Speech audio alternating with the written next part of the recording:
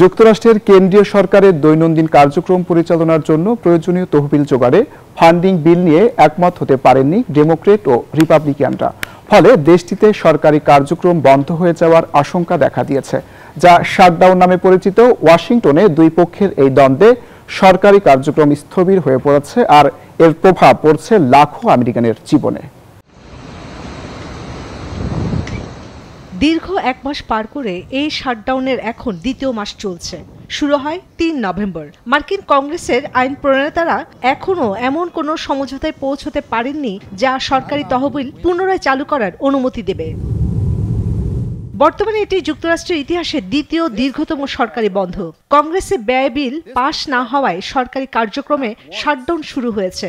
তবে আইন প্রণেতারা যদি দ্রুত ফেডারেল সংস্থাগুলোকে তহবিল প্রদানের বিষয়ে একমত না হন, তাহলে বুধবার ৫ নভেম্বর এই বন্ধ ইতিহাসের সবচেয়ে দীর্ঘমেয়াদী হয়ে উঠবে।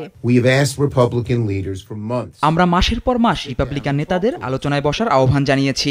তারা অস্বীকার করেছে এবং এখন দেশকে অচলাবস্থায় ফেলেছে।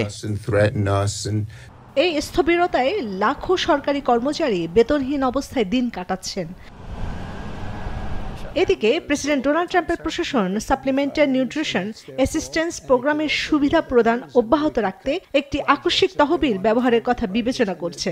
রবিবার 16 মিনিটস অনুষ্ঠানে এক সাক্ষাৎকারে ট্রাম্প জানান, তিনি ডেমোক্রেটদের সঙ্গে সাশ্রয়ী মূল্যের স্বাস্থ্যসেবা আইন সংক্রান্ত ভর্তুকি নিয়ে আলোচনায় বসতে আগ্রহী। এই আইনই আসলে শাটডাউনের মূলে থাকা প্রধান বিরোধের বিষয়। এই অচলাবস্থা দ্রুত নিরসনের দাবি মার্কিন প্রশাসন ও জনগণের।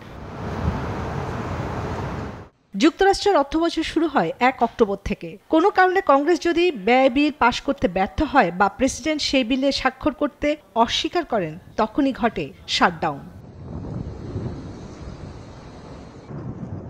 চন্দ্রানী চন্দ্রা, নিউজ 24।